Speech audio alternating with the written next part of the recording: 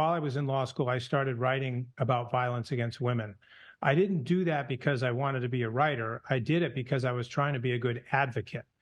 Mhm. And I was really interested in violence against women, both sexual abuse and domestic violence.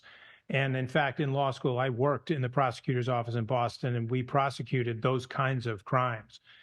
And I had an opportunity to get some of my stuff published. Some of it got published in the New York Times as essays, op-eds.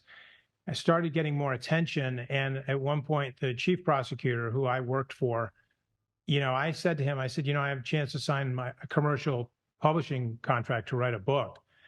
And he said I said, what would you do? Because I had always told him I wanted his job someday. And he said, are you kidding me? Like he said, I do 12 trials a year, 12, which means I speak to 12 people per trial. It's 144 people a year. He said, in one night, you can go on a national network news program and you can talk to a few million people about violence against women. Who do you Right. think reaches more people? What do you think has more impact? He's like, you shouldn't even think about this. If I had the chance to do what you have the chance to do, I'd do it and I'd never look back.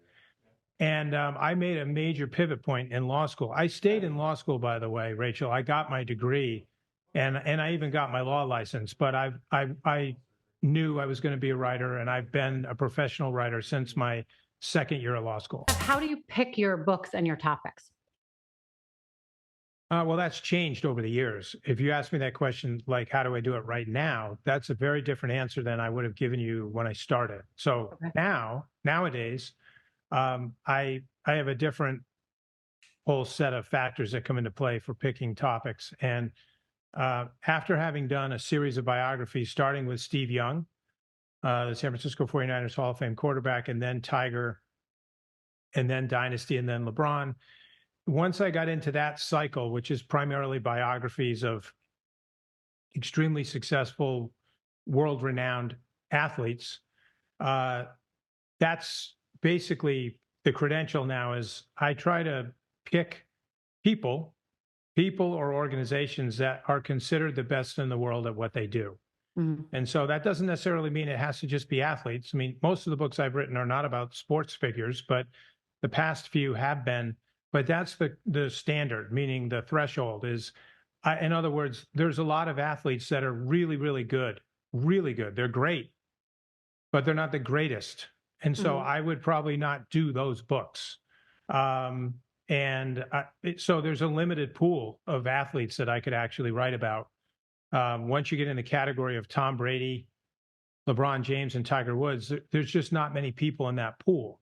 But Mhm. that's the threshold, and I think for Simon and Schuster, that's what they want from me as well. So it has to be something that, first of all, I'm passionate enough about to spend 2 or 3 years of my life doing, Mhm. and also that there's a big enough commercial market, meaning there's interest in this individual preferentially around the globe, not just in the United States. And all three of those names I just mentioned fit that.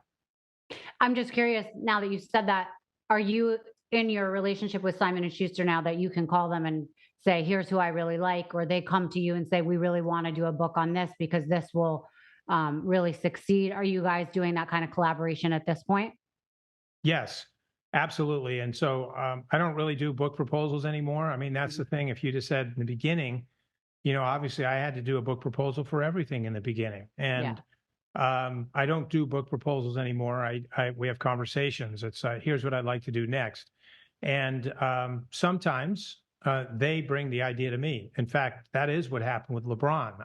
LeBron was not my idea, but I literally didn't think about it. I was sitting in my publisher's office with my editor and my agent, and I had pitched the Dynasty as my next project, which they were willing to do, but they wanted me to get access to the organization first. And I knew that was going to take some time to Mhm. build a relationship of trust.